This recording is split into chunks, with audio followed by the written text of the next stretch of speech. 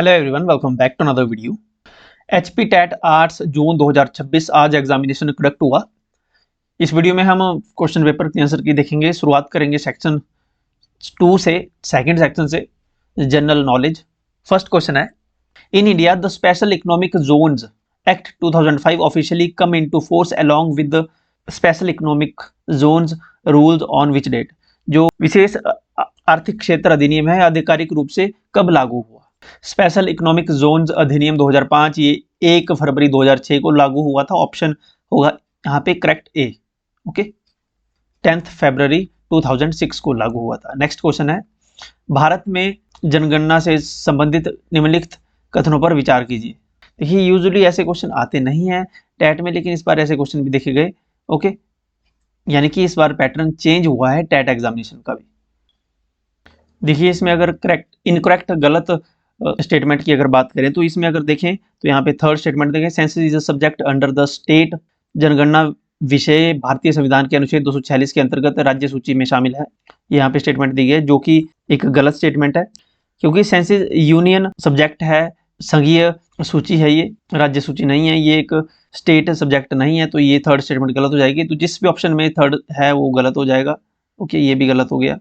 Second statement भी correct है। The bill for this act was introduced by Sardar Vallabh Bhai Patel, बिल्कुल correct statement है। और सेंसिस ये कंडक्ट हुई थी, ये सेंसिस एक्ट 1948 के तहत कंडक्ट हुई थी, बिल्कुल करेक्ट है। पहले ही करेक्ट है, दूसरे करेक्ट है। और फोर्थ स्टेटमेंट देखें, it is listed at entry 69 in the union list of the 7th schedule of the constitution, बिल्कुल करेक्ट है। ओके, यूनियन लिस्ट में आता है ये, संघ सूची में। तो यहाँ पे पहला, दूसरा और चौथा स्टेटमेंट करेक्ट है। First, second and fourth option A correct होगा।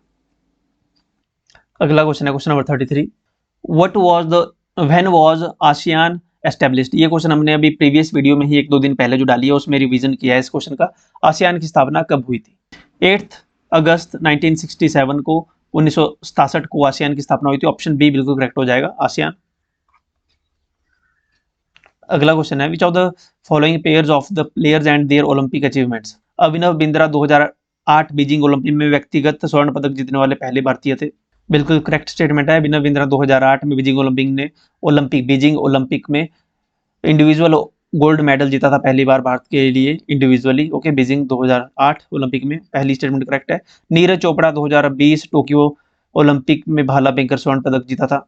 सेकंड स्टेटमेंट, नीरज चोपड़ा ने 2020 टोक्यो ओलंपिक में भाला फेंककर स्वर्ण पदक जीता था, बिल्कुल करेक्ट स्टेटमेंट है, सेकंड भी करेक्ट है। थर्ड, मनु भाकर पेरिस 2024 में ओलंपिक में 2 कांस्य पदक, तो ये करेक्ट स्टेटमेंट है, 2 कांस्य पदक जीते थे उन्होंने, ब्रॉन्ज मेडल जीते थे। ऑप्शन सी भी करेक्ट है। और थर्ड, फोर्थ स्टेटमेंट देखें, PV Sindhu 2 Olympic medals 2016 gold and 2020 bronze, बिल्कुल करेक्ट है।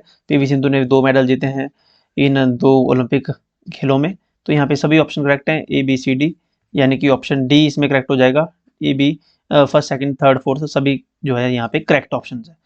ओके, स्टेटमेंट्स हैं, तो ऑप्शन डी करेक्ट होगा। नेक्स्ट क्वेश्चन है question number 35, who is the winner of the 2025 Nobel Peace Prize. 2025 के नोबेल शांति पुरस्कार विजेता कौन है? मारिया कॉर्निया मचाडो को नोबेल शांति पुरस्कार 2025 से सम्मानित किया गया, ऑप्शन सी करेक्ट होगा।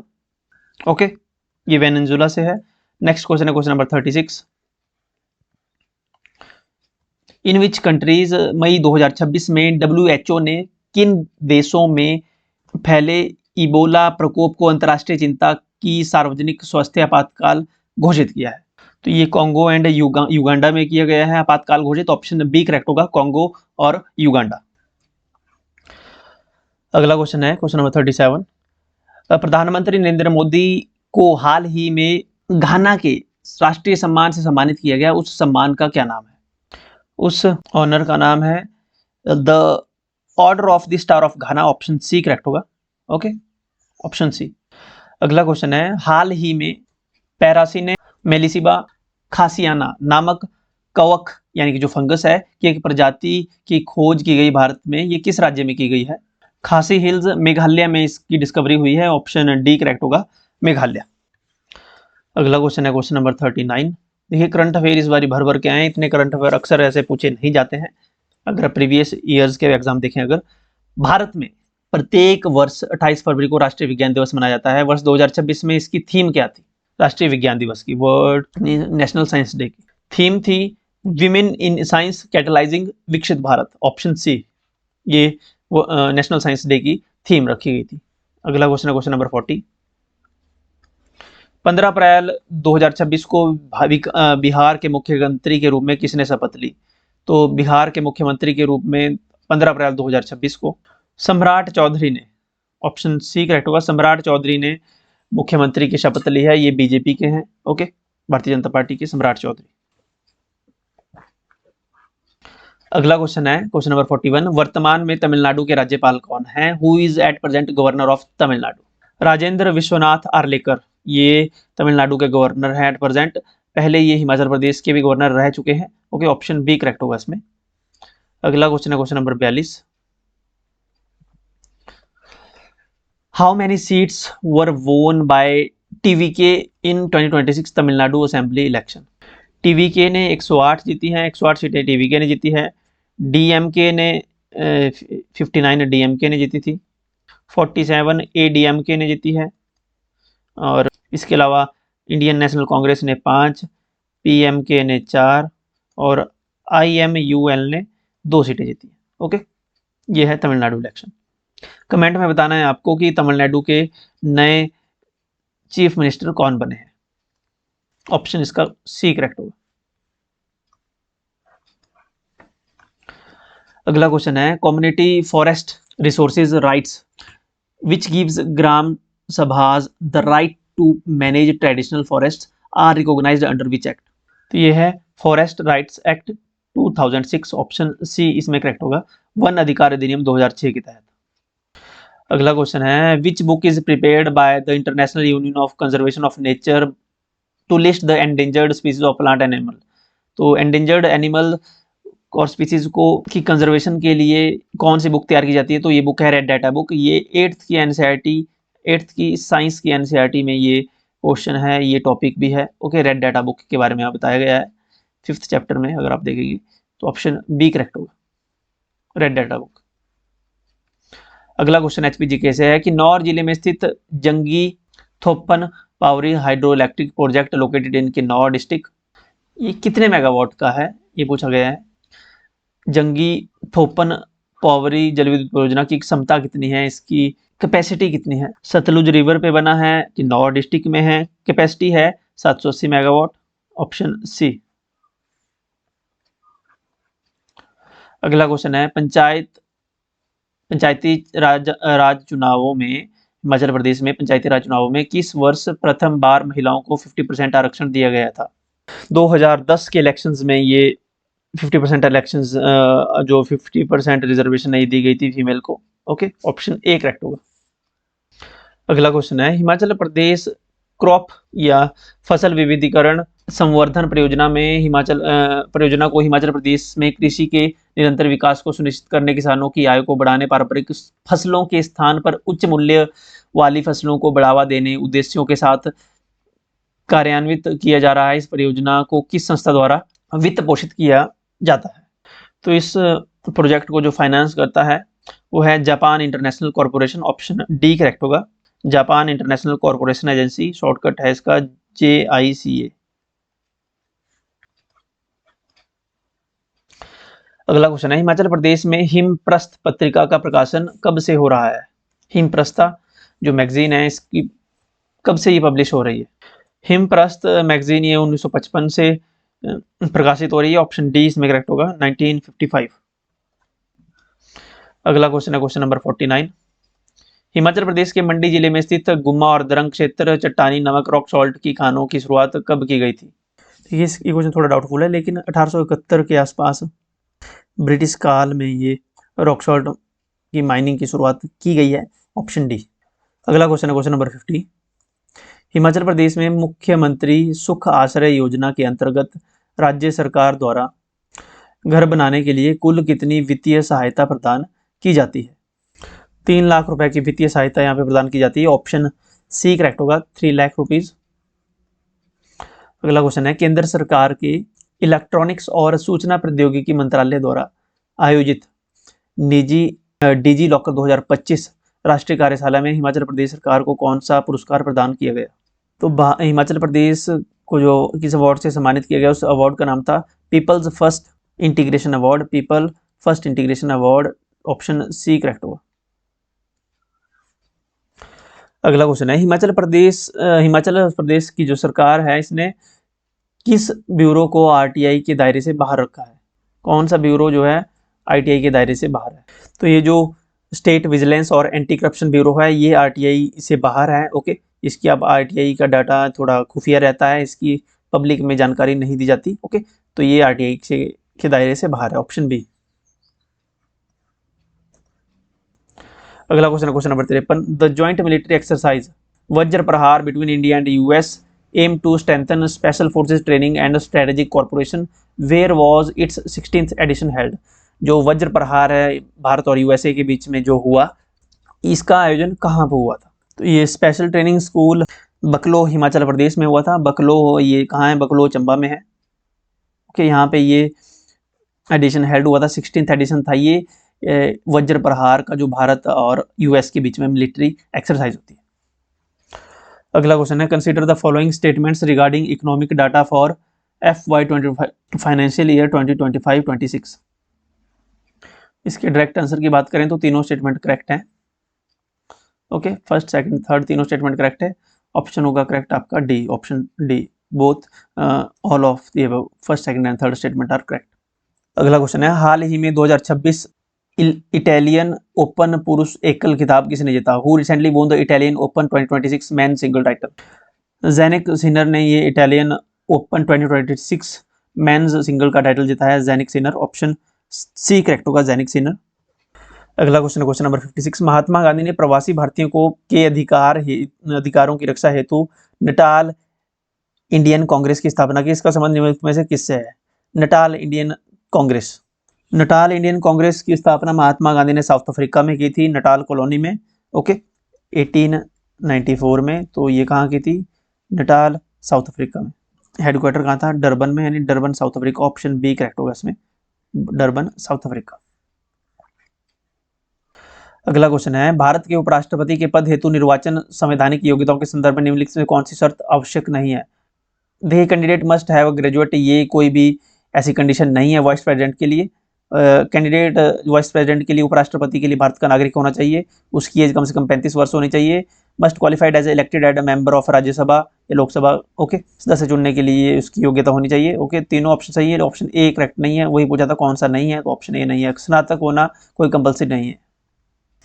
अगला क्वेश्चन है, strategically important Sela tunnel being constructed to provide all weather road connectivity to the Tawang region is located in which state oblique union territory? Sela tunnel ये जो तवांग वैली तवांग रीजन को कनेक्ट करता है, ये अरुणाचल प्रदेश में है। ऑप्शन होगा करेक्ट यहाँ पे ए, अरुणाचल प्रदेश में है ये तवांग रीजन को जो कनेक्ट करती है सेला टनल। अप्रोक्स 13,000 फीट की हाइट पे ये टनल बनाई गई है। ओके, और किसके द्वारा बनाई गई है? BRO द्वारा बनाई गई है, बॉर्डर रोड्स ऑर्गेनाइजेशन द्वारा ये बनाई गई है। अगला क्वेश्चन है, the headquarter of NATO is located in which country? North Atlantic Treaty Organization, NATO का मुख्यालय किस देश में स्थित है? नाटो का मुख्यालय बेल्जियम में है, बेल्जियम। ऑप्शन बी करेक्ट होगा, बेल्जियम में है नाटो। बेल्जियम में भी अगर पूछ लिया जाए कहाँ, कई बार बेल्जियम की जगह ब्रुसेल्स होता है। ओके, तो ब्रुसेल्स में है, ये सिटी कैपिटल सिटी है ब्रुसेल्स। क्वेश्चन नंबर 60 है, ग्रेट मॉस्क ऑफ किलवा, किलवा की महान मस्जिद जो मध्यकालीन स्वाहिली तट की एक महत्वपूर्ण इस्लामी स्थापित धरोहर मानी जाती है, निम्नलिखित में से किस देश में स्थित है? यानी द ग्रेट मॉस्क ऑफ किलवा कहाँ पे है? ये क्वेश्चन इतना सा है। तो ये तंजानिया में है, तंजानिया देश में। ऑप्शन डी करेक्ट होगा, तंजानिया में है ग्रेट मॉस्क ऑफ किलवा। इसके बाद 60 to 90 यहाँ पे इंग्लिश का पोर्शन है, उसको हम बाद में डिस्कस करेंगे। अभी हम सोशल स्टडीज़ के और जो जनरल अवेयरनेस के क्वेश्चन इनको ही कंप्लीट कर लेते हैं। क्वेश्चन नंबर 91 है, एक फोर्थ सेक्शन है ये। 1951 के भूदान मूवमेंट, जो भूदान आंदोलन है, ये किसने शुरू किया था? Who started the Bhoodan movement in 1951? Vinoba Bhave. Option में है कहाँ पे? विनोबा भावे। यस, आचार्य विनोबा भावे ने भूदान मूवमेंट शुरू किया था 1951 में। ऑप्शन डी इसमें करेक्ट हो जाएगा। कहाँ शुरू किया था ये मूवमेंट? तेलंगाना में शुरू किया गया था, जो आज का तेलंगाना है वहां पे। ओके, तेलंगाना से। अगला क्वेश्चन है क्वेश्चन नंबर 92, भारत जोड़ो आंदोलन के समय भारत का वायसराय कौन था? भारत छोड़ो आंदोलन के समय भारत का वायसराय कौन था? भारत छोड़ो आंदोलन कब शुरू हुआ था? 1942 में शुरू हुआ था। सो क्विट इंडिया मूवमेंट के दौरान भारत का वायसराय था लॉर्ड लिनलिथगो। अगस्त 1942 में लॉर्ड लिनलिथगो ऑप्शन में है, ऑप्शन सी में है लॉर्ड लिनलिथगो। 1942 अगस्त 1942 में क्विट इंडिया मूवमेंट शुरू हुआ था, उस समय लॉर्ड लिनलिथगो था वायसराय। किस वर्ष स्वदेशी आंदोलन हुआ था? इन विच ईयर डिड स्वदेशी मूवमेंट स्टार्ट? स्वदेशी मूवमेंट 1905 में शुरू हुआ था, ऑप्शन बी करेक्ट होगा। स्वदेशी मूवमेंट शुरू हुआ था 1905 में। 1985 में इंडियन नेशनल कांग्रेस की स्थापना हुई थी। 1916 में सूरत स्प्लिट हुआ था, ओके, जिसमें कांग्रेस दो भागों में विभाजित हो गई थी सूरत स्प्लिट में। 1942 में क्विट इंडिया मूवमेंट, ओके, इसमें ऑप्शन बी करेक्ट होगा। 1905 में हुआ था स्वदेशी मूवमेंट की शुरुआत। कहाँ पे हुआ था? ये हुआ था बंगाल में शुरू। नेक्स्ट क्वेश्चन है question number 94। What was the symbol of the freedom struggle of 1857? 1857 के स्वतंत्रता संग्राम का प्रतीक क्या था? चपाती एंड तलवार, चपाती एंड कमल, चपाती और रोज, या चपाती और बुक? कौन सा था? ये क्वेश्चन पहले भी टैट के एग्जामिनेशन में पूछा गया है। Chapati and kamal, option A correct होगा। चपाती और कमल या चपाती 1857 का जो विद्रोह हुआ था इसका सिंबल था, okay. Lotus and the bread. अगला क्वेश्चन है question number 95। When was article 370 related to special status of Jammu and Kashmir abolished? Jammu Kashmir की विशेष स्थिति से संबंधित अनुच्छेद 370 को कब हटाया गया? 5 अगस्त 2019 को हटाया गया था आर्टिकल 370 को, ऑप्शन ए करेक्ट होगा। 5 अगस्त 2019। अगला क्वेश्चन है 31 दिसंबर 1991 को सोवियत संघ कितने भागों में विभाजित हुआ था? How many parts was the Soviet union divided on 31 दिसंबर 1991? 15 भागों में। Option A is the correct answer, option A 15 भागों में विभाजित हुआ था यूएसएसआर। अगला क्वेश्चन है क्वेश्चन नंबर 97।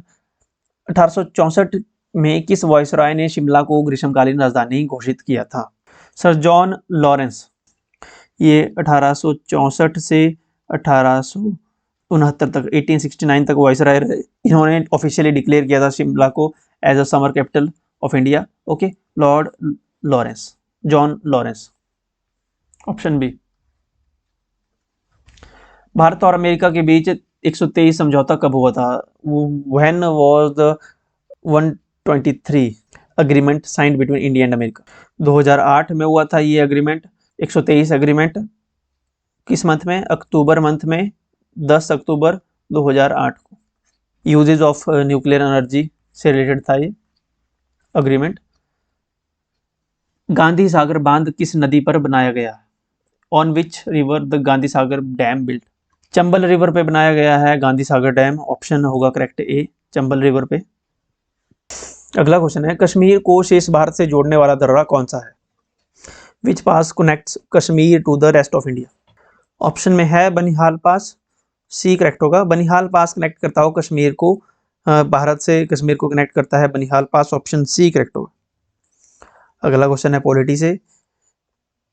वित्त विधेयक सबसे पहले संसद के किस सदन में पेश किया जाता है? Money bill can be introduced in which house of parliament?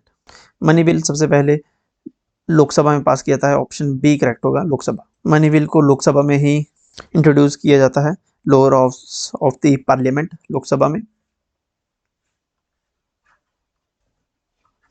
प्राचीन नालंदा विश्वविद्यालय का संस्थापक कौन था? Who was the founder of ancient Nalanda University? Emperor जो थे कुमार गुप्ता, वो फाउंडर थे नालंदा यूनिवर्सिटी के, option B is correct. Gupta empire में नालंदा यूनिवर्सिटी की स्थापना हुई। नालंदा यूनिवर्सिटी कहाँ थी? नालंदा यूनिवर्सिटी मगध यानी बिहार में। अगला क्वेश्चन है बिहार।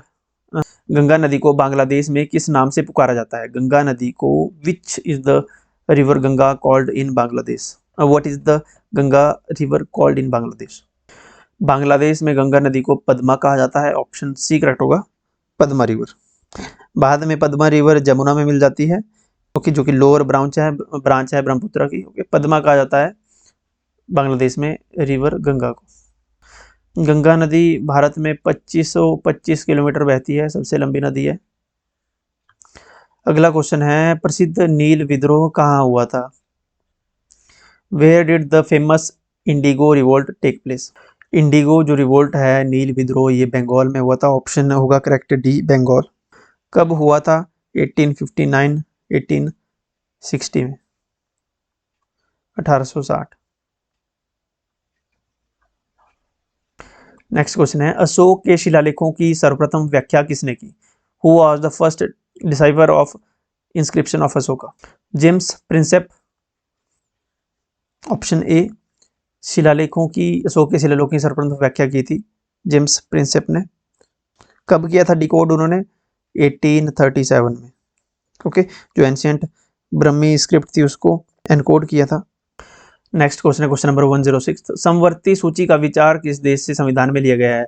जो कंकरेंट लिस्ट का आइडिया है वो किस देश से बोरो किया गया है, किस देश से लिया गया है? Concurrent list is taken from which countries constitution? किस देश के संविधान से कंकरेंट लिस्ट का आइडिया लिया गया है? ऑस्ट्रेलिया के कॉन्स्टिट्यूशन से कंकरेंट लिस्ट का आइडिया लिया गया है, ऑस्ट्रेलिया। ऑप्शन बी करेक्ट होगा, ऑस्ट्रेलिया। अमेरिका से हमने लिए हैं, यूएसए से लिए हैं fundamental rights. Okay, next question है, Bhilai steel plant was set up in collaboration of which country, with which country? Bhilai steel plant है, ये सोवियत यूनियन की कोलैबोरेशन से ये बनाया गया था। ऑप्शन डी करेक्ट होगा। ये एग्रीमेंट साइन हुआ था 1955 में और ये प्लांट कमीशन हुआ था 1959 में, ये ध्यान रखें। अगला क्वेश्चन है, हिंदू और मुसलमान एक सुंदर बहू की दो आंखें हैं, ये शब्द किसने कहे थे? Who said those words Hindu and Muslim are the two eyes of beautiful eyes of beautiful bride? ये कहा था सर सैयद अहमद खान द्वारा। ऑप्शन ए करेक्ट होगा, सर सैयद अहमद खान। सर सैयद अहमद खान ने हिंदू मुस्लिम यूनिटी की बात की थी और इन्होंने अलीगढ़ मुस्लिम यूनिवर्सिटी जो ओरिजिनल पहले एस्टेब्लिश हुई थी उसके ये संस्थापक भी थे। इन्होंने अलीगढ़ मूवमेंट भी इन्होंने शुरू किया था। अगला क्वेश्चन है, पंचायतों में महिलाओं के लिए 1/3 आरक्षण की व्यवस्था किस संविधान संशोधन में की गई? Through which constitutional amendment act 1/3 reservation for women in panchayats provided? Panchayat में 1/3 रिजर्वेशन जो है महिलाओं के लिए, ये किस कॉन्स्टिट्यूशनल अमेंडमेंट एक्ट द्वारा ये पास की गई? तो ये था 73rd constitutional amendment act 1992। 33% reservation महिलाओं को पंचायतों में मिलेगी, ये प्रावधान किया गया था इसमें, पंचायती राज इंस्टीट्यूशंस में।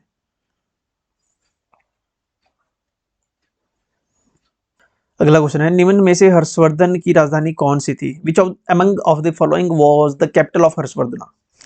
Kannauj was the capital of Harshvardhan. Option D correct होगा, कन्नौज। नेक्स्ट क्वेश्चन है, क्वेश्चन नंबर 111। भाभा परमाणु अनुसंधान केंद्र कहाँ स्थित है? Bhabha atomic research centre is located at? Bhabha atomic research centre, जिसे शॉर्टकट में BARC भी कहा जाता है, ये इंडियाज का प्रीमियर न्यूक्लियर रिसर्च सेंटर है। ये कहाँ पे है? ये ट्रॉम्बे में है। ट्रॉम्बे कहाँ है? ट्रॉम्बे मुंबई में। Okay, Bhabha atomic research centre Mumbai में है, ट्रॉम्बे। अगला क्वेश्चन है, सिंधु जल संधि किस वर्ष पर हस्ताक्षर हुए? Indus water treaty was signed in? Indus water treaty कब साइन हुई? 1960 में हुई थी इंडस वाटर ट्रीटी साइन। कब हुई थी? सितंबर 1960 में, 1960 में। वर्तमान में हड़प्पा किस देश में है? हड़प्पा पाकिस्तान में है। ओके, हड़प्पा सभ्यता का जो हड़प्पा शहर है वो भी इंडस वैली सिविलाइजेशन का, ये पाकिस्तान में है। ऑप्शन डी करेक्ट होगा। अगला क्वेश्चन है, सिंधु घाटी सभ्यता की खोज किसने की थी? सिंधु घाटी सभ्यता की खोज दयाराम साहनी ने की थी या फिर MC मजूमदार? तो करेक्ट आंसर होगा sir John Marshall. Option A correct होगा। सर जॉन मार्शल ने हिंदू घाटी सभ्यता, Indus Valley Civilisation, complete civilisation की यहाँ पे बात हो रही है कि सिविलाइजेशन पाई गई है यहाँ पे, इसका साक्ष्य, इसकी डिस्कवरी किसने की सबसे पहले? सर जॉन मार्शल ने। ये ब्रिटिश आर्कियोलॉजिस्ट थे। अगर पूछा जाए हड़प्पा की खोज किसने की थी, जो हड़प्पा यहाँ पे सिटी है, हड़प्पा की खोज की थी रखाल दास बनर्जी ने। ऑप्शन में है यहाँ पे, नहीं है। रखाल दास बनर्जी हड़प्पा शहर की खोज रखालदास बनर्जी, और मैंने उल्टा बोल दिया, हड़प्पा शहर की खोज रखालदास बनर्जी, दयाराम साहनी, दयाराम साहनी, और मोहनजोदाड़ो की खोज की थी रखालदास बनर्जी ने। ये जो यहाँ पे रखालदास बनर्जी नहीं दिया गया है, रखालदास बनर्जी ने की थी मोहनजोदड़ो। ओके, ये दोनों शहर मोहनजोदड़ो और हड़प्पा ये पाकिस्तान में है। अब अगला क्वेश्चन है, महाभारत का युद्ध कितने दिनों तक चला था? How long did the Mahabharat war last? Mahabharat का युद्ध चला था 18 दिन। Option B. अगला क्वेश्चन है, भारत ने अपना पहला परमाणु परीक्षण कब किया था?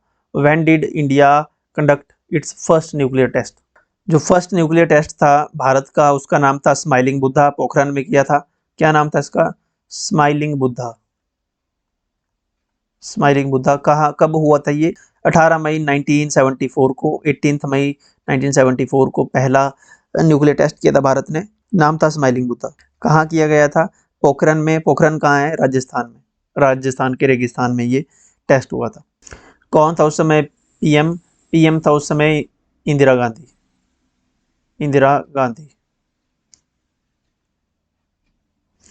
क्वेश्चन नंबर 117, 1857 के विद्रोह में अहम भूमिका निभाने वाले मंगल पांडे किस बटालियन से थे? तो ये 34th नेटिव इन्फेंट्री से थे। ऑप्शन सी करेक्ट होगा, ऑप्शन सी। अगला क्वेश्चन है, एलोरा की गुफाएं किस राज्य में स्थित है? In which state are the Ellora caves located? Maharashtra में है Ellora caves. Option A correct होगा। कहाँ पे है? अगर एग्जैक्ट पूछा रहता है, औरंगाबाद महाराष्ट्र में, औरंगाबाद डिस्ट्रिक्ट है, छत्रपति संभाजी नगर। अगला क्वेश्चन है, व्हाट इज नाटो? नाटो क्या है? North Atlantic Treaty Organization. ये नाटो क्या चीज है, ये पूछा गया है यहाँ पे। तो नाटो एक पॉलिटिकल एंड मिलिट्री अलायंस है जिसमें 32 मेंबर कंट्रीज है, नॉर्थ अमेरिका एंड यूरोप की। तो क्या है ये? एक पॉलिटिकल एंड मिलिट्री अलायंस है, मिलिट्री अलायंस कह लीजिए। ओके, पॉलिटिकल ऑर्गेनाइजेशन नहीं है, मिलिट्री अलायंस है। डिफेंसिव अलायंस अगर यहाँ पे ऑप्शन होता तो ज़्यादा बेटर होता था। डिफेंसिव अलायंस है ये एक, इसका पर्पस है सेफ गार्ड देना इन कंट्रीज के लिए। तो ये मिलिट्री अलायंस है, सैनिक गठबंधन है। Option C. अगला क्वेश्चन है, अशोक ने कलिंग की राजधानी किसे बनाया था? Which city did Ashoka make the capital of Kalinga? Which city did Ashoka make a capital of Kalinga? Ashok ने कलिंग की राजधानी किसे बनाया था? अशोक ने कैपिटल बनाया था तुसाली को। ऑप्शन ए करेक्ट होगा, तुसाली। ये इसकी एडमिनिस्ट्रेटिव कैपिटल थी। अगला क्वेश्चन है, भारत पाकिस्तान के बीच पंचशील समझौता कब हुआ था? पंचशील एग्रीमेंट कब साइन हुआ था भारत और चाइना के बीच में? भारत और चीन के बीच में पंचशील समझौता 1954 को हुआ था, 29 अप्रैल 1954। ऑप्शन बी करेक्ट होगा। उस समय पीएम थे भारत के जवाहरलाल नेहरू, और चाइना के प्रधानमंत्री थे, चाइना के पीएम थे चाउ एन लाई। ओके, चाउ एन लाई और पंडित जवाहरलाल नेहरू के बीच में ये एग्रीमेंट हुआ था, पंचशील समझौता। इसमें मेनली एग्रीमेंट था कि दोनों देश एक दूसरे पे अटैक नहीं करेंगे, आक्रमण नहीं करेंगे, आंतरिक मामलों में हस्तक्षेप नहीं करेंगे, शांतिपूर्ण नीति का पालन करेंगे, नियमों का पालन करेंगे। इस प्रकार के यहाँ पे समझौते हुए थे पंचशील समझौते में। अगला क्वेश्चन है, गुप्त काल में प्रांत का मुखिया क्या कहलाता था? गुप्त काल में प्रांत का मुखिया कहलाता था उपारिक। Option C, उपारिका। अगला क्वेश्चन ऐसा क्वेश्चन है जो कि हर एक वर्ष एग्जामिनेशन में पूछा जाता है, शांति का स्तूप कहाँ स्थित है? शांति का स्तूप कहाँ लोकेटेड है? ये भोपाल में है। ऑप्शन बी करेक्ट होगा, भोपाल मध्य प्रदेश। अगला क्वेश्चन है, भारत पाक सीमा आयोग के अध्यक्ष कौन थे? Who was the chairman of India Pak border commission? Bharat Pak India Pak border commission के चेयरमैन कौन थे? रेडक्लिफ। ऑप्शन डी करेक्ट होगा, रेडक्लिफ थे बॉर्डर कमीशन के जो चेयरपर्सन थे, आयोग के अध्यक्ष Radcliffe. When was Berlin wall demolished? Berlin की दीवार कब गिराई गई थी? बर्लिन की दीवार गिराई गई थी 1989 में। ऑप्शन सी करेक्ट होगा, 1989 में नवंबर 9 को 1989, ओके 1989 9 नवंबर बर्लिन की दीवार गिराई गई थी। किस मुगल शासक को आलमगीर कहा जाता था? Which Mughal ruler was called Alamgir? Aurangzeb को कहा जाता था आलमगीर, ऑप्शन ए करेक्ट होगा। ये 6th मुगल एम्परर थे। दिल्ली भारत की राजधानी कब बनी? When did Delhi become the capital of India? Delhi become the capital of India on December 12th, December 12th 1911। 1911 में किंग जॉर्ज फिफ्थ द्वारा दिल्ली को भारत की राजधानी घोषित किया गया था। किंग जॉर्ज फिफ्थ दिल्ली दरबार लगाया गया था किंग जॉर्ज फिफ्थ द्वारा, जिसमें कलकत्ता से दिल्ली राजधानी ट्रांसफर की गई। निम्न में से कौन सा देश संयुक्त राष्ट्र सुरक्षा परिषद का स्थायी सदस्य नहीं है? Which of the following countries is not a permanent member of the UN security council? देखिए जो यूएन काउंसिल के जो मेंबर हैं वो एक तो यूएस है, यूएसए, दूसरा यूके है, तीसरा फ्रांस है, चौथा रसिया है और चाइना है, यानी कि इसमें जापान नहीं है। तो ऑप्शन डी करेक्ट होगा, जापान इज नॉट अ स्थायी मेंबर, परमानेंट मेंबर। ओके, अगला क्वेश्चन है, निम्न में से किसने अकबर की जीवन कथा लिखी? Who among the following wrote the biography of Akbar? Abul Fazal ने बायोग्राफी ऑफ अकबर लिखी गई थी, ऑप्शन बी करेक्ट होगा, अबुल फजल। अगला क्वेश्चन है, सार्क की स्थापना कब हुई? When was SAARC established? ये भी हमने डिस्कस किया हुआ है अपने रिवीजन की वीडियो में। सार्क यानी south Asian association for regional corporation, इसकी स्थापना 1985 में हुई। एग्जैक्ट डेट की बात करें तो 8 दिसंबर 1985 को सार्क की स्थापना हुई। कहाँ हुई? ढाका में हुई। ढाका कहाँ है? ढाका बांग्लादेश में है। सार्क का हेडक्वार्टर कहाँ है? सार्क का हेडक्वार्टर काठमांडू में है। काठमांडू कहाँ है? काठमांडू नेपाल में है। अगला क्वेश्चन है, वर्तमान में संयुक्त राष्ट्र के सदस्यों की संख्या कितनी है? What is the name of the members, what is the number of members of UN at present? 193 members country हैं इसमें, यूएन में, यूनाइटेड नेशन में। ऑप्शन डी करेक्ट होगा, 193 मेंबर स्टेट्स हैं। 193rd जो कंट्री है, 193rd कंट्री वो कौन सी थी? वो थी साउथ सूडान। साउथ सूडान, इसने ज्वाइन किया था ऑफिशियली 2011 में। अगला क्वेश्चन है, दिल्ली के लाल किले का निर्माण किसने करवाया था? Who build the Red Fort of Delhi? Mughal emperor Shah Jahan ने लाल किले का निर्माण करवाया था, ऑप्शन ए करेक्ट होगा।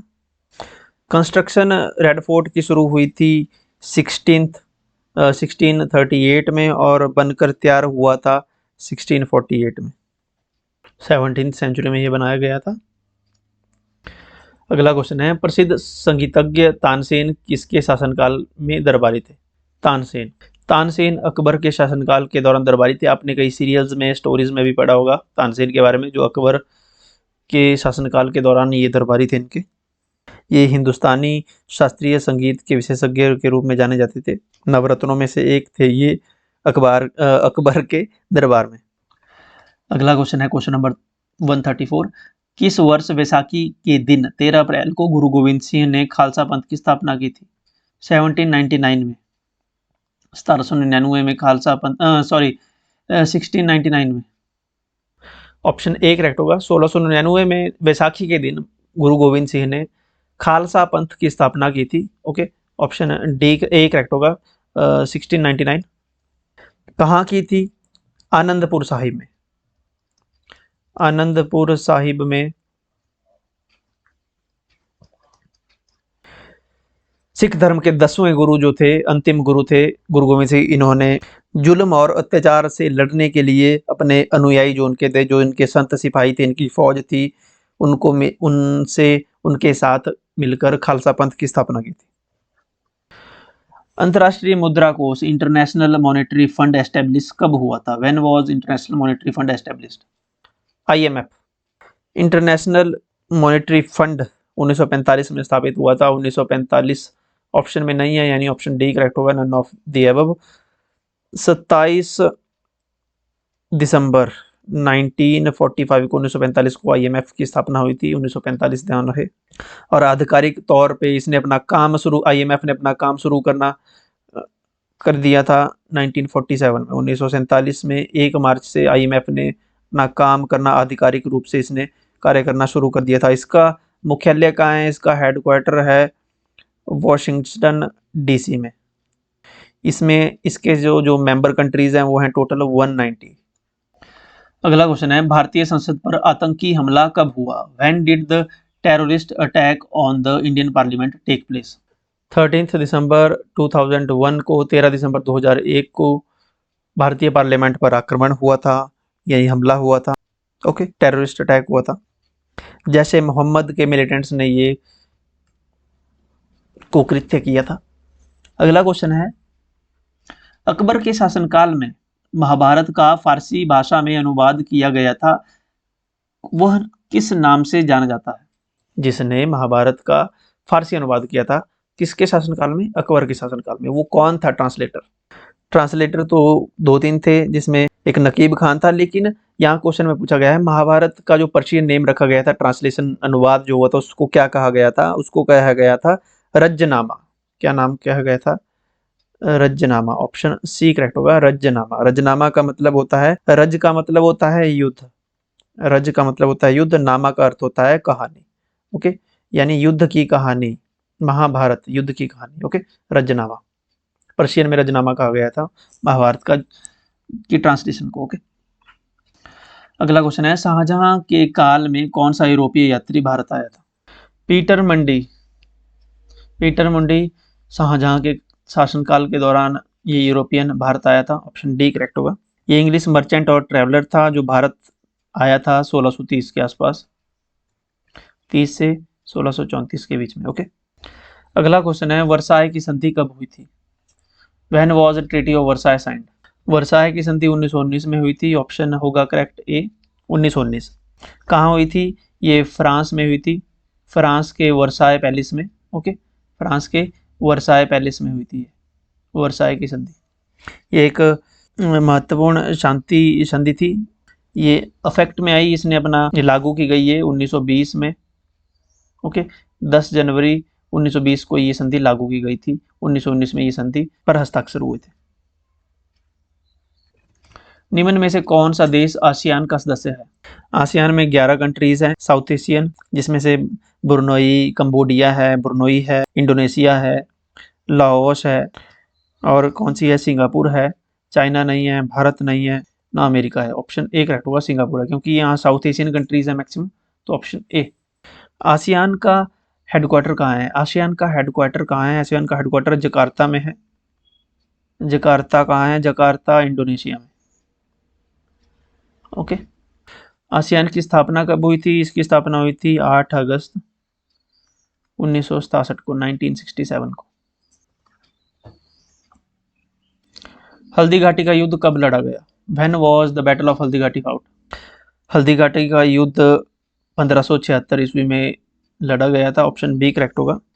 अरावली माउंटेन पास में राजस्थान के मेवाड़ किंगडम के वासी महाराणा प्रताप और मुगल एम्परर राजा मानसिंह के बीच, किसके बीच लड़ा गया था ये? महाराणा प्रताप और अकबर।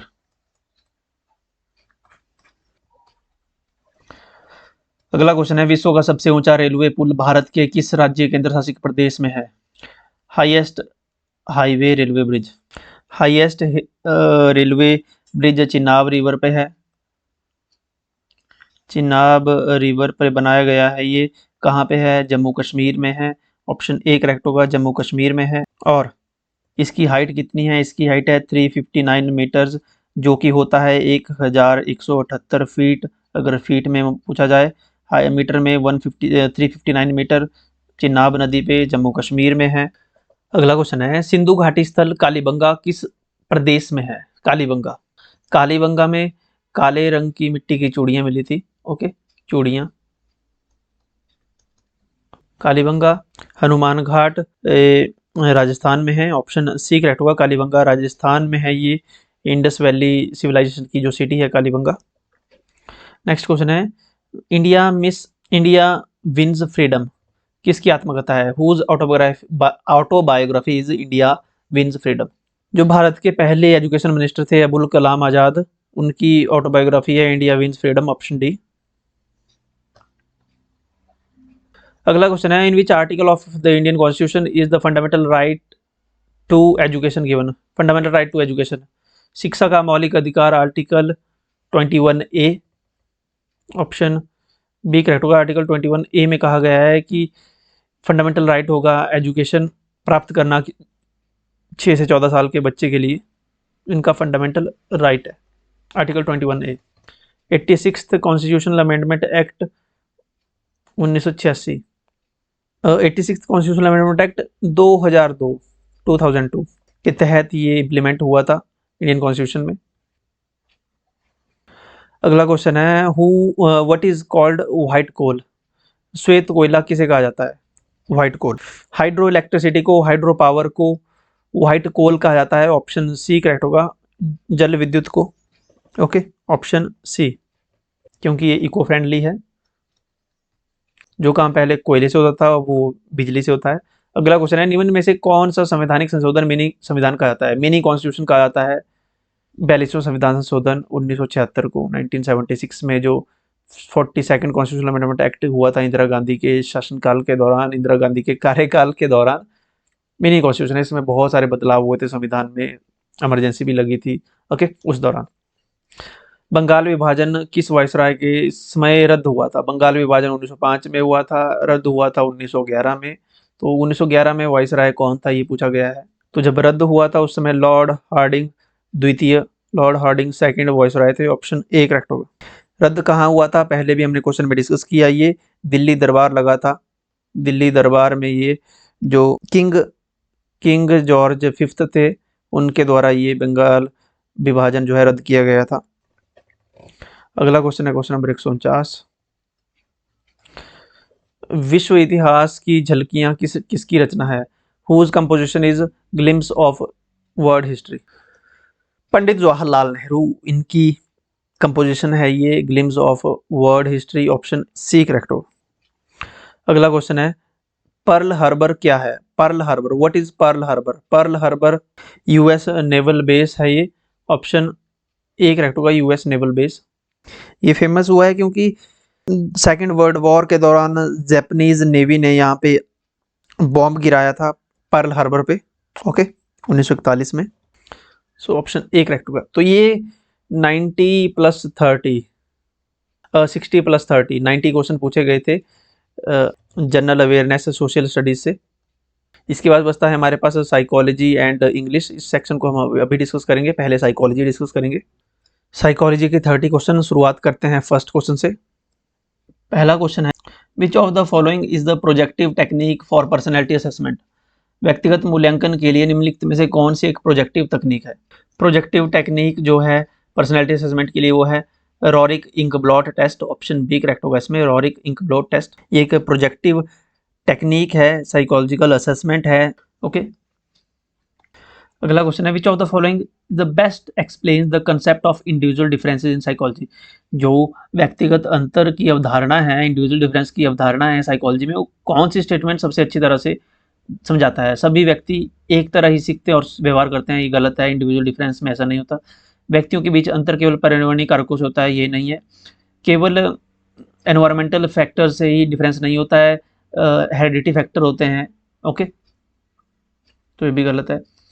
व्यक्ति बुद्धि, व्यक्तित्व तथा रुचियों जैसी विशेषताओं में भिन्न होते हैं। Individuals vary in characteristics such as intelligence, personality and interest, बिल्कुल करेक्ट है। Psychological traits are the same in all human beings, मनोवैज्ञानिक लक्षण सभी मनुष्यों में समान नहीं होते हैं, ये तो भी गलत है। तो ऑप्शन सी इसमें करेक्ट है, ओके, ऑप्शन सी इसमें करेक्ट हो जाएगा। अगला क्वेश्चन है, व्यक्तित्व का मनोविश्लेषणात्मक सिद्धांत किसके द्वारा प्रस्तावित किया गया? Psycho analytical theory of personality was proposed by? Sigmund Freud ने पर्सनैलिटी की जो साइको एनालिटिकल थ्योरी दी थी, ओके, ऑप्शन होगा correct D, Sigmund Freud, option D correct होगा। अल्बर्ट बंदुरा ने सोशल लर्निंग थ्योरी दी थी, सोशल लर्निंग थ्योरी। अगला क्वेश्चन है, किस प्रकार की स्मृति में जीवन संबंधी विवरण और व्यक्तित्व जीवन के अनुभव शामिल होते हैं। विच type of memory contains biographical details and personal life experience. ये जो एपिसोडिक मेमोरी होती है ना, ये बायोग्राफिकल डिटेल्स और पर्सनल लाइफ एक्सपीरियंस कंटेन करती है। ओके, एपिसोडिक मेमोरी, इसमें पर्सनल टाइमलाइन होती है, कॉन्शियस रिकॉल होती है। ओके, ऑप्शन होगा करेक्ट सी, घटनापरक स्मृति। अगला क्वेश्चन है, कोहलबर्ग के अनुसार व्यक्तिवाद और विनियम चरण नैतिक विकास के किस स्तर से संबंधित है? According to Kohlberg, the individualism and exchange stage belongs to which level of moral development. तो ये जो इंडिविजुअलिज्म और एक्सचेंज स्टेज है, ये प्री कन्वेंशनल लेवल पे होती है। ऑप्शन ए करेक्ट होगा, प्री कन्वेंशनल। देखिए 3 मेन स्टेजेस बताई है, प्री कन्वेंशनल, कन्वेंशनल और पोस्ट कन्वेंशनल। ओके, तो इसमें ऑप्शन ए करेक्ट होगा, पूर्व पारंपरिक स्तर। अगला क्वेश्चन है, डिस्ग्राफिया एक सीखने की अक्षमता है जो मुख्य रूप से निम्नलिखित में से किस कौशल को प्रभावित करती है? डिस्ग्राफिया लिखने से संबंधित है। ओके, लिखने से संबंधित है dysgraphia. Reading comprehension. Mathematical reasoning से रिलेटेड है dyscalculia. Okay, कैलकुलिया। Speech and language development से रिलेटेड है डिस्फेजिया। ओके, डिस्ग्राफिया लिखने से संबंधित तो रीडिंग नहीं आएगा, मैंने यहाँ पे गलत टिक करा दिया। राइटिंग एंड हैंड राइटिंग से रिलेटेड आएगा। ओके, लिखने से संबंधित है जो मैंने बताया, तो इसमें ऑप्शन बी करेक्ट होगा, लिखने से संबंधित है डिस्ग्राफिया। ओके, ग्राफिक डिजाइनिंग यानी लिखने से संबंधित, तो ऑप्शन बी। जो रीडिंग से संबंधित होता है उसको बोलते हैं डिसलेक्सिया। ओके, डिसलेक्सिया वो अलग चीज है, डिसलेक्सिया वो रीडिंग कॉम्प्रिहेंशन से संबंधित है dyslexia.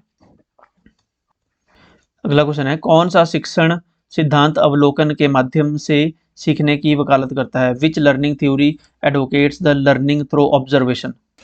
Learning through observation, observe कहाँ से करेंगे? ऑब्जर्व करेंगे अपने सराउंडिंग से, अपने सोसाइटी से। सोसाइटी में कौन सी लर्निंग होती है? सोशल लर्निंग थ्योरी होती है। Okay, option D, social learning theory. Learning advocate through observation, social learning theory, यानी सोसाइटी से, अपने आसपास से, एनवायरनमेंट से देखकर सीखना, सोशल लर्निंग थ्योरी। अगला क्वेश्चन है, फ्राइड के अनुसार अचेतन को सबसे अच्छे तरीके से इस प्रकार से वर्णित किया जा सकता है। According to Freud, unconsciousness is best described as. जो फ्राइड के अनुसार जो अनकॉन्शियसनेस है, वो जो हमारे अंदर का जो अर्जिज है, जो थॉट्स हैं, फीलिंग्स है, रिजर्वायर है इन सभी का, फीलिंग्स का, थॉट्स का, अर्जिज का, मेमोरीज, जो कि हमारी कॉन्शियस अवेयरनेस से दूर है, आउटसाइड है। ओके, जो कि reservoir of animal drive and repressed memories. Okay, ये कहा जाएगा दमित वादों का भंडार है, पशु प्रवृत्ति है। ओके, ये है अनकॉन्शियसनेस फ्राइड के अनुसार। 3 प्रकार के माइंड के भाग बताए हैं फ्राइड ने, एक तो कॉन्शियस माइंड बताया है, एक प्री कॉन्शियस है और एक अनकॉन्शियस है। अगला क्वेश्चन है, मानसिक आयु शब्द का सर्वप्रथम प्रयोग किसने किया था? The term mental as was first introduced by. तो टर्म जो मेंटल एज की टर्म, ये सबसे पहले इंट्रोड्यूस की थी अल्फ्रेड बिने ने। ओके, बिने साइमन, ऑप्शन सी। बिने जो ये एक फ्रेंच साइकोलॉजिस्ट थे, इन्होंने डेवलप किया था फर्स्ट इंटेलिजेंस टेस्ट, जिसे साइमन के साथ इन्होंने फर्स्ट इंटेलिजेंस टेस्ट भी डेवलप किया था, जिसका नाम था अल्फ्रेड बिने टेस्ट। ये 1905 में इन्होंने डेवलप किया था। ओके, मेंटल एज का यूज आईक्यू मेजर करने के लिए किया जाता है। अगला क्वेश्चन है question number 10। According to Robert Glaser, basic teaching model which of the following is not the component of teaching. जो रॉबर्ट ग्लेसर हैं, इनके मूल टीचिंग मॉडल के अनुसार जो टीम टीचिंग है वो शिक्षण का घटक नहीं है। Option D. इंस्ट्रक्शनल ऑब्जेक्टिव्स इन्होंने कहा है, ऑप्शन डी इसमें करेक्ट होगा। अगला क्वेश्चन है, सहज जीवन शक्ति जो इड को सक्रिय करती है उसे कहा जाता है the instinctual life force that energises the id is called. Id है death instinct, sorry libido. Okay, id libido describe करता है सेक्सुअल एनर्जी को। अगला क्वेश्चन है, बहुबुद्धि सिद्धांत किसने प्रस्तावित किया? Who proposed the theory of multiple intelligence. Multiple intelligence theory दी है हार्वर्ड गार्डनर ने, ऑप्शन बी करेक्ट होगा। हार्वर्ड गार्डनर ने कब दी थी? 1983 में।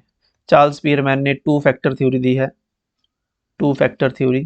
ये जो ऑप्शन में स्टर्नबर्ग दिया है, स्टर्नबर्ग ने ट्राइआर्चिक थ्योरी ऑफ इंटेलिजेंस दी है, triarchic theory of intelligence. Harvard Gardner ने मल्टीपल इंटेलिजेंस थ्योरी, स्पीयरमैन ने बता दिया आपको टू फैक्टर थ्योरी, और अल्फ्रेड बिने ने इंटेलिजेंस टेस्ट का कंसेप्ट दिया है, अल्फ्रेड बिने जो हमने पहले डिस्कस किया। बिने साइमन स्केल जो इनका फेमस था आईक्यू टेस्ट के लिए। अगला क्वेश्चन है, who introduced the concept of brainstorming, brainstorming की अवधारणा किसने दी? एलेक्स ऑसबॉर्न ने ब्रेन स्टॉर्मिंग का कॉन्सेप्ट दिया था, ऑप्शन करेक्ट होगा बी। ओके,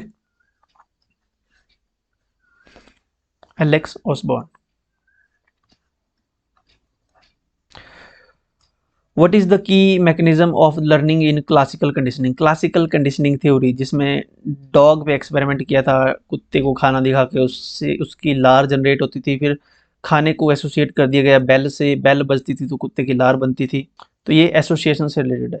ओके, इसमें पनिशमेंट नहीं दी जाती, रिवॉर्ड नहीं दिया जाता, इसमें एसोसिएशन होती है। ओके, जो भोजन है, भोजन को दिखा के कुत्ते की सलाइवा बनता था, फिर भोजन को रिप्लेस कर दिया बेल से। ओके, बेल से, फिर बेल बजती थी, कुत्ते को पता होता था कि खाना मिलने वाला है, तो बेल बजते ही कुत्ते के मुंह में सलाइवा आ जाता था, तो एसोसिएशन हो जाती थी फूड की बेल से। तो ऑप्शन सी करेक्ट होगा, सहसंबंध। अगला क्वेश्चन है, निम्न में से कौन सा वृद्धि के बजाय विकास का उदाहरण है? Which of the following is not, a is an example of development rather than growth. Increasing of height, ये ग्रोथ से रिलेटेड है। गेनिंग वेट ग्रोथ है। Learning to speak increase head circumference, ये भी ग्रोथ है। देखिए, लर्निंग टू स्पीक, बोलना सीखना, ये डेवलपमेंट है। ओके, ऑप्शन सी करेक्ट होगा, बोलना सीखना ये डेवलपमेंट का एग्जांपल है। अगला क्वेश्चन है, प्याजे के अनुसार किस प्रक्रिया में नई जानकारी को फिट करने के लिए मौजूदा स्कीम को संशोधित किया जाता है? प्याजे के अनुसार, अकॉर्डिंग टू प्याजे, which process involves modifying an existing schema to fit new information. जब न्यू इन्फॉर्मेशन एग्जिस्टिंग स्कीमा में फिट करनी होती है तो उसे क्या कहते हैं? क्योंकि यहाँ पे एग्जिस्टिंग स्कीमा को मॉडिफाई करना पड़ा है, देखो मॉडिफाई वर्ड आ गया, मॉडिफाई करना पड़ा है, इसमें कुछ बदलाव करने पड़े, तो इसे कहा जाएगा एडप्टेशन। ओके, अगर मॉडिफाई नहीं करना पड़े, डायरेक्ट एग्जिस्टिंग स्कीमा में ऐड हो जाए तो उसे एसिमिलेशन कहा जाता है, लेकिन यहाँ पे मॉडिफाई वर्ड आया, जब मॉडिफाई करना पड़ेगा एग्जिस्टिंग स्कीमा को। स्कीमा क्या होता है? जो एग्जिस्टिंग आपका मेंटल फ्रेमवर्क जो है उसको हम स्कीमा बोलते हैं, उसमें न्यू इन्फॉर्मेशन ऐसे फिट नहीं हो रही होती है, तो उसमें थोड़ा मॉडिफिकेशन करना पड़ता है, तो उसे एडप्टेशन कहते हैं। ऑप्शन बी, एडप्टेशन नहीं, एकोमोडेशन कहते हैं। Okay, accommodation. अगर मॉडिफाई नहीं करना पड़े एग्जिस्टिंग स्कीमा में, न्यू इन्फॉर्मेशन ऐसे ऐड हो जाए तो उसे एसोसिएशन कहते हैं, सॉरी एसिमिलेशन, एसिमिलेशन। यहाँ पे काफ़ी कंफ्यूज कर दिया है इन्होंने एसोसिएशन को ऐड करके और एडप्टेशन को ऐड करके। ऑप्शन होगा करेक्ट सी। वह प्रक्रिया जिसके द्वारा किसी व्यवहार को प्रबलक द्वारा दृढ़ किया जाता है वो क्या कहलाता है? The process by which behaviour is strengthened if followed by an reinforcer is known as, the process by which behavior is strengthened by followed by the reinforcer is called operant conditioning. Option C, operant conditioning। operant conditioning theory किसने दी थी? Comment section में आपको बताना है। अगला question है, kinaesthetic learners learn best through, गतिबोधक शिक्षार्थी सबसे बेहतर किस तरीके से सीखते हैं? Kinaesthetic learners learn best through hands on activities and movement, हाथों से की जाने वाली गतिविधियों और हरकतों द्वारा ही काइनेस्थेटिक जो गतिबोधक शिक्षार्थी हैं वो सबसे बेहतर सीख पाएंगे। ऑप्शन ए इसमें करेक्ट हो जाएगा। अगला है क्वेश्चन नंबर 19, शिक्षण की के अवधारणा प्राप्ति मॉडल का प्रस्ताव किसने दिया? Who proposed the concept of attainment model of teaching? Jerome Bruner ने अटेनमेंट मॉडल ऑफ टीचिंग दिया, ऑप्शन ए करेक्ट होगा। जीन प्याजे ने कॉग्निटिव डेवलपमेंट थ्योरी दी थी, बी एफ स्किनर ने कौन सी थ्योरी दी थी आपको कमेंट में बताना है। अगला क्वेश्चन है क्वेश्चन नंबर 20, शिक्षण का वह चरण जहां पाठ योजना बनाई जाती है कहलाता है? The phase of teaching where lesson planning is done is called, interactive phase तो वो नहीं होता, पोस्ट एक्टिव नहीं होता, वो प्री एक्टिव फेज होता है जब लेसन प्लानिंग बन रही होती है, क्योंकि लेसन प्लानिंग क्लास में जाने से पहले बनती है, यानी प्री, पहले। ओके, ऑप्शन सी करेक्ट होगा। क्वेश्चन नंबर 21 है, in which schedule is reinforcement given after a unpredictable number of responses, किस अनुसूची में अप्रत्याशित संख्या में प्रतिक्रियाओं के बाद पुनर्वलन दिया जाता है? तो ये शेड्यूल है variable ratio schedule, option A. अगला क्वेश्चन है क्वेश्चन नंबर 22। नकारात्मक पुनर्वलन को दंड से किस प्रकार अलग किया जाता है? What distinguish negative reinforcement from punishment? Negative reinforcement strengthens a behaviour by removing N unpleasant stimulus. नकारात्मक पुनर्वलन जो है एक अप्रिय उद्दीपक को हटाकर व्यवहार को मजबूत करता है।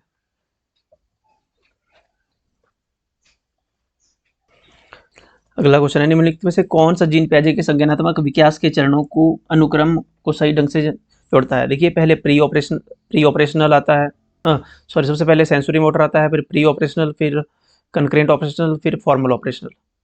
Pre sensory motor, pre operational, concrete operational, formal operational, option B correct होगा।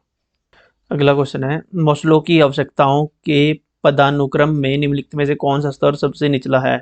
विच of the following is the lowest level of Maslow's hierarchy of needs?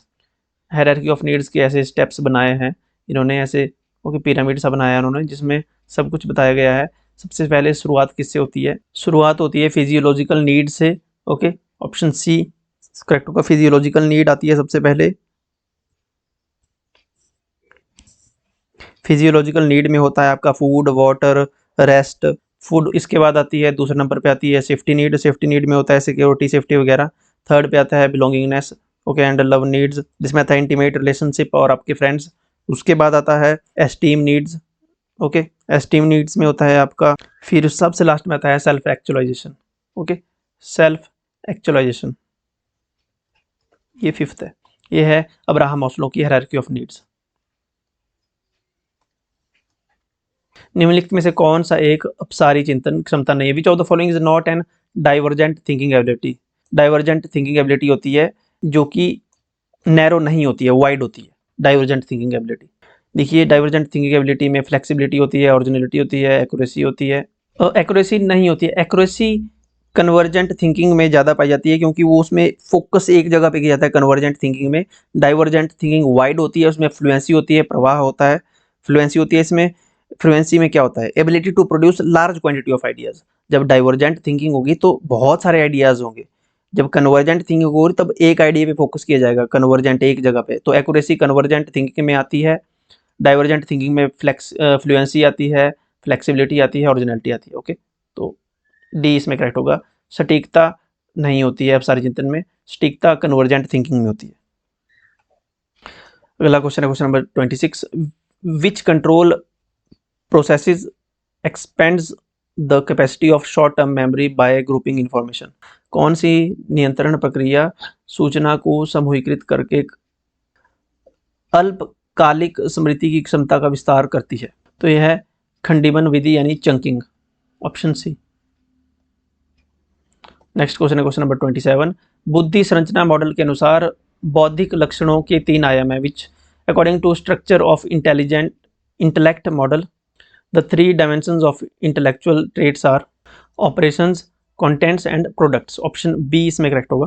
Theory of structure of intellect ये किसने दी है? Theory of structure of intellect model ये दिया है आपका Guilford ने। इसको भी ध्यान रखें, कई बार ये पूछ लिया जाता है कि किसने दिया है, गिलफोर्ड ने दिया है। इसको स्ट्रक्चर ऑफ इंटेलेक्ट या एसआई थ्योरी भी कहा जाता है, शॉर्टकट में SI theory, structure of intellect. इसमें इंटेलिजेंस को इन्होंने देखा है कंपेरिजिंग operations, contents and products. 6 kind के ऑपरेशंस बताए इन्होंने, 6 काइंड के प्रोडक्ट्स बताए हैं और 6 काइंड के कंटेंट्स बताए। Question number 28। रेवेन्स का प्रोग्रेसिव मैट्रिक टेस्ट किस प्रकार का परीक्षण है? Raven's progressive test matrix test जो है is an example of which type of test? तो ये नॉन वर्बल इंटेलिजेंस टेस्ट है, Raven's progressive matrix test, option D correct होगा। अगला क्वेश्चन है मनोविज्ञान के क्षेत्र में प्रसिद्ध बोबो डॉल मॉडल किसके द्वारा प्रयोग किया गया? In the field of psychology the famous Bobo doll experiment was conducted by Bobo doll, जिसमें एक गुड़िया को ग्राउंड में रख दिया गया, वो एक्सपेरिमेंट किया गया था अल्बर्ट बंदुरा द्वारा, ऑप्शन सी करेक्ट होगा, अल्बर्ट बंदुरा। और लास्ट क्वेश्चन है साइकोलॉजी का। रोहित का मानना है कि वह नियमित अभ्यास के माध्यम से कठिन गणित की समस्याओं को हल करने में सक्षम है। यह विश्वास उसकी किस विशेषता को दर्शाता है? ये बताता है उसकी सेल्फ एफिशिएंसी को, आत्म सक्षमता को। ओके, उसको पता है कि मैं सक्षम हूँ, अगर मैं प्रैक्टिस करूंगा तो मुझे मैथ्स के जो पजल्स हैं, जो क्वेश्चंस हैं, वो मैं सॉल्व कर लूंगा। ये उसको बिलीफ है, तो ये उसकी सेल्फ एफिशिएंसी है, उसकी आत्म क्षमता है, सक्षमता। ओके, ऑप्शन ए करेक्ट होगा। तो ये 30 क्वेश्चन साइकोलॉजी के थे। अब बचता है हमारे पास इंग्लिश पोर्शन। लास्ट सेक्शन है हमारा इंग्लिश सेक्शन। क्वेश्चन नंबर 61 से यहाँ पे डायरेक्शंस दी गई है। क्वेश्चन नंबर 61 से 62 दो क्वेश्चन, अप्रोप्रिएट प्रीपोजिशन बतानी है। The book is laying, filling the blanks, the floor. The book is laying on the floor. Okay, on is the most common preposition in this. अगला question है question number 62, इसमें preposition है this is the knife, filling the blanks, which the murder was committed. This is the knife by which, this is the knife with which the murder was committed. With के साथ। Okay, option C correct होगा, with which the murder was committed। अगले question में कहा गया है question number 63 और 64 में, type of sentence, identify the type of sentence from the alternatives given. His father died and this added to his difficulties। तो ये एक कंपाउंड सेंटेंस है, ऑप्शन बी करेक्ट होगा। कंपाउंड सेंटेंस क्यों है? क्योंकि इसमें दो या दो से ज़्यादा इंडिपेंडेंट क्लॉज यूज हो रहे हैं। Okay, compound. Question number 64, he died in the place where he was born. ये कॉम्प्लेक्स सेंटेंस है, ऑप्शन ए करेक्ट होगा। कॉम्प्लेक्स सेंटेंस है। क्यों कॉम्प्लेक्स सेंटेंस? क्योंकि इसमें अगर आप देखें तो इसमें एक मेन क्लॉज है, यानी कि इंडिपेंडेंस क्लॉज है। He died in the place, ये इंडिपेंडेंट क्लॉज है। आगे है subordinate clause, dependent clause. Where he was born, जहां वो जन्मा था, ये इसके ऊपर डिपेंड है। ओके, तो ये कॉम्प्लेक्स क्लॉज, कॉम्प्लेक्स सेंटेंस है, option A.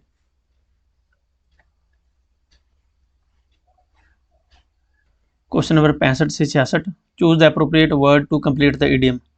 as dead as a doornail, option C correct होगा, डोरनेल। नेक्स्ट है as slippery as an eel, option A. Question number 67 to 69, यहाँ करेक्ट एंटोनियम बताने हैं वर्ड के।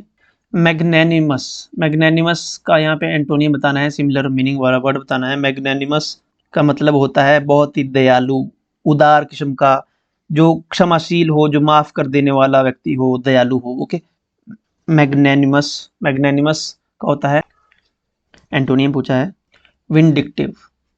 विंडिक्टिव भी होता है इसका एंटोनियम पूछा है यहाँ पे उल्टा। ओके, अपोजिट बताना था, विंडिक्टिव। नेक्स्ट है टेस्टर्न का एंटोनियम यानी अपोजिट। टेस्टोनियम होता है अल्पभाषी, जो कम बोलने वाला हो। इसका उल्टा होता है जो ज्यादा बोलने वाला हो, टॉक्टेटिव, ज्यादा बोलने वाला। ओके, नेक्स्ट है प्रूडेंट का एंटोनियम। प्रूडेंट का जो सिनोनियम है, जो सिमिलर वर्ड्स है, वो है इंटेलिजेंस हो गया जैसे। ओके, सेंसिबल हो गया। तो इसका यहाँ पे एंटोनियम पूछा है, उल्टा पूछा है, तो अपोजिट हो जाएगा इसका नियरेस्ट एंटोनियम हमें लग रहा है reckless, option C reckless. Next question है 70 टू 72, तीन क्वेश्चन है जिसमें सिनोनियम बताना है, सिमिलर मीनिंग वाला वर्ड बताना है। ओके, पहला है एनिग्मा का सिमिलर मीनिंग वाला वर्ड कौन सा होगा? एनिग्मा होता है जिसे समझना कठिन हो, पेचीदा हो। ओके, वो होता है एनिग्मा का सिनोनियम मिस्ट्री, बिल्कुल लीजिए मिस्ट्री। ओके, ऑप्शन बी, जो कि एक रहस्य की तरह हो। अगला है कैंडिड होता है ऑनेस्ट सिनोनियम में। Okay,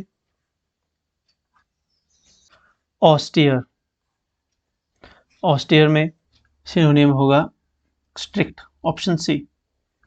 question number 73 to 74, correctly spelled word बताना है, कौन सी स्पेलिंग करेक्ट है? मेडिटेरियन की करेक्ट स्पेलिंग होगी MEDITERRAN,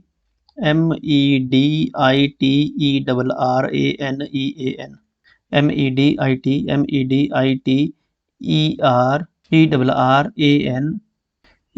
ए तो नहीं होगा, ERRAN, इसमें सिंगल आर है, ये भी नहीं होगा, इसमें डबल टी, ये भी नहीं होगा। तो ऑप्शन ए करेक्ट होगा, MEDITERRAN EAN, option A. Lieutenant, lieutenant की स्पेलिंग पूछी यहाँ पे। लेफ्टिनेंट की स्पेलिंग होती है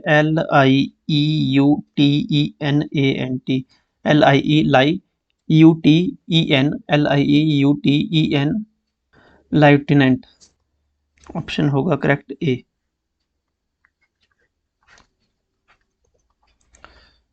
क्वेश्चन नंबर 75 में which sentence is grammatically correct? The scissor are on the table नहीं होगा, सीजर्स होना था। The scissors is on the table, the scissor are on the table बिल्कुल सही है। बहुवचन में है, प्लूरल में है तो आर लगेगा, ऑप्शन बी।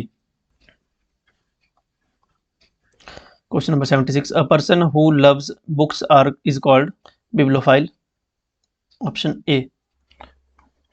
अगला क्वेश्चन है question number 77, a group of owls is known as, group of owls को कहा जाता है a parliament, option C parliament. Question number 78 to 80 यहाँ पे कहा गया है fill in the blanks with the correct options. First है the book filling the blanks dollars, this book costs, S लगेगा यहाँ पे, SAES, क्योंकि यहाँ पे प्रेजेंट इंडेफिनिट में है, सिंगुलर है तो S एंड ES लगेगा। Cost only two, okay, simple grammatical है तो ऑप्शन बी करेक्ट होगा। 79th है Kalidas is filling the blanks of India, Kalidas is the Shakespeare of India, option A. 18th question number 80, filling the blanks time are you living for Ambala, at what time are you living for Ambala, sign of interrogation है, at what time, at what time. Question number 81, direction दी है 81 to 83 में, filling the blanks with the correct form of verb. I worked harder than you, I worked harder than you, तो इसमें कोई भी नहीं आएगा, I work harder than you ये कंप्लीट है अपने आप में, ऑप्शन डी इसमें करेक्ट होगा, none of the above. Next question है I filling the blanks exercise daily, I do exercise daily, option D correct होगा। आई filling the blanks him yesterday, I saw him yesterday, saw. Next question है direction for question number 84 to 86, choose the correct option to fill in the blanks. I wish I filling the blanks help you, I wish I could help you, option A correct होगा, could. Question number 85 है if you had informed me I filling the blanks, if you had informed me I would have been vigilant. Next question है when he filling the blanks writing this thesis he took a long rest, when he writing this thesis he took a long rest, तो इसमें option D इसमें none of this. Direction दी है 87 to 88, fill in the blanks with the correct passive from the verb. The Olympic Games filling the blanks by the Roman Emperor in 394 AD. The Olympic Games were stopped by the Roman Emperor in 394. Option B. Next question, question number 88. Let the principal filling the blanks. Let the principal be informed. Option B. Question number 89 to 90 बोला है appropriate verb for the reported speech. He said to his friend work hard filling the blanks, he said to his friend work hard, he filling the blanks his friend to work hard, he advised. और last question है the mother said who did that, the mother asked who, the mother said who did that, इसमें change होगा the mother asked who had done that, option C correct होगा, who had done that. Okay, तो so ये 30 questions English portion के थे, हमने full paper यहाँ पे डिस्कस कर लिया है। आप हमें फॉलो कर सकते हो टेलीग्राम, व्हाट्सएप और इंस्टाग्राम पे, इन सभी के लिंक वीडियो के डिस्क्रिप्शन में और पहली कमेंट में मिल जाएंगे। PDF आपको टेलीग्राम चैनल पे मिल जाएगी इस क्वेश्चन पेपर की। ओके, अगर आपका कोई डाउट है, कोई क्वेश्चन है, क्वारी है तो आप इंस्टाग्राम पे हमें मैसेज कर सकते हो। अगर आपने वीडियोस को यहाँ तक देख लिया है तो लाइक ज़रूर करें और अपना फीडबैक कमेंट सेक्शन में जरूर लिखिएगा। Subscribe the channel for more videos like this. अपने दोस्तों के साथ शेयर कीजिए। मिलते हैं नेक्स्ट वीडियो में। Thank you so much.